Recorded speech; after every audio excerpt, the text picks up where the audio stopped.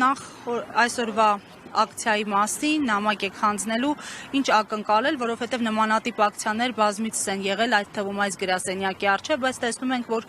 շարունակում է դրսի արձագանքը անհամարժեք մնալ ներսում կատարվող։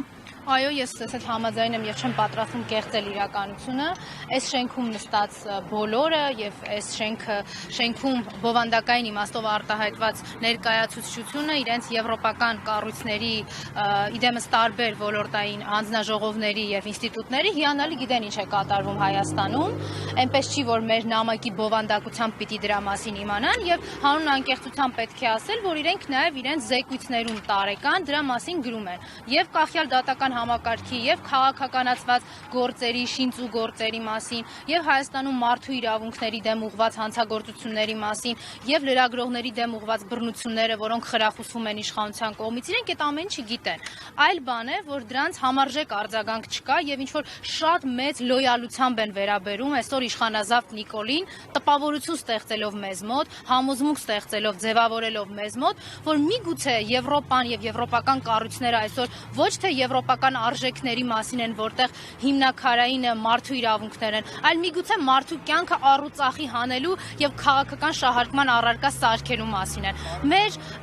ակցիան այսօր այստեղ հենց դրա մասին է, որ մենք այս երկընտրանքը, այս հարցը մեր մեջ բաց ենք պահում, որպես Հայաստանի Հանրապետության քաղաքացիներ, որպես հասարակություն, որը շատ լավ գիտի, թե ինչի մասին են մարդու իրավունքները, արժեքները եւ ապրում է այդ արժեքներով։ Այլ բան է այսօր Եվրոպան, եվրոպական կառույցները Նիկոլին գերադասում են իրենց արժեքներից, Նիկոլի իշխանությունը պահելու համար պատրաստ են թքել մարդու իրավունքների եւ մարդու կյանքի վրա։ Նկատում են, որ Նիկոլը աշակերտների է ձերբակալում, նկատում են, որ Նիկոլը աշակերտներին է սկսել արդեն քրեական գործերով անհանգստացնել, շինծ ու քրեական գործերով անհանգստացնել։ Նկատում են արդյոք կանանց իրավունքների պաշտպանությամբ զբաղվող եւ տասնամյակներով դրա համար միլիոններ հատկացրած կառույցները, որ այսօր Հայաստանում կանայք չունեն իրավահավասարության նվազագույն պայմաններ, որովհետև թիրախավորվում են հենց իշխանության կողմից, բռնության են ենթարկվում իշխանության ներկայացուցիչների կողմից, արդյոք նկատել են եւ նկատում են, որ այսօր կան կին քաղաքական բանտարկյալներ, մարդիկ, ովքեր Facebook-յան գրառման համար կարող են տարվել կալանքի եւ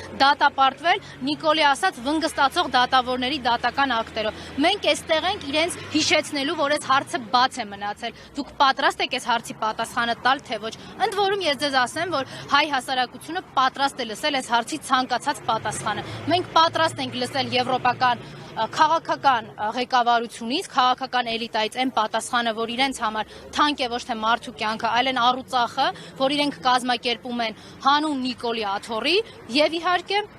պատրաստ ենք լսել, որ մարդու իրավունքներ իրենց համար վեր ազգային արժեքներ են եւ Նիկոլի իշխանությունն ու աթոռը չարժեն, որպեսզի իրենք աչք փակեն այդ իրավունքների վրա։ Ձեր ձայնը տեղ կհասնի ըստ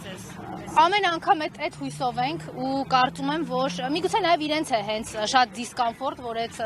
ակցիաները անդադար շարունակական են լինում, որովհետեւ կարծում եմ նաեւ եվրոպական գոնե այսօր այն ներկայացվածությունը, որը կա,